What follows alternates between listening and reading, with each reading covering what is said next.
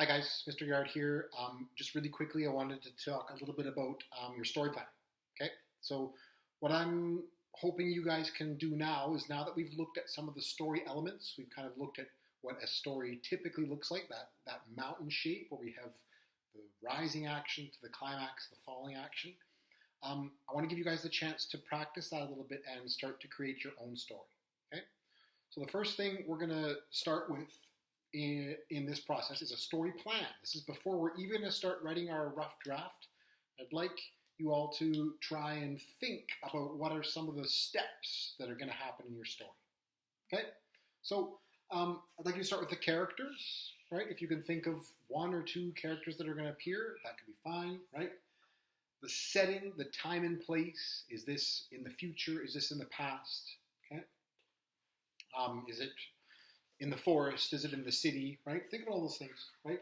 And then maybe most importantly is the problem.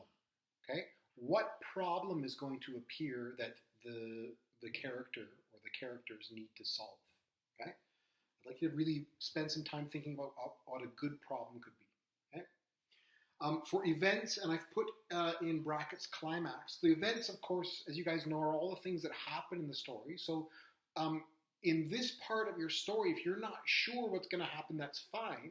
But maybe think about some ideas of things that could happen, right? And if you have the idea of like an exciting climax, you should include that too, right? If you're writing a story about some hero who has a problem and you already have a pretty clear idea what your climax is, please include that, okay? And then the last thing I'd like you to try and include is a solution to the problem, right? And that could be like there could be a solution in your story or there could not be. It's your choice, right?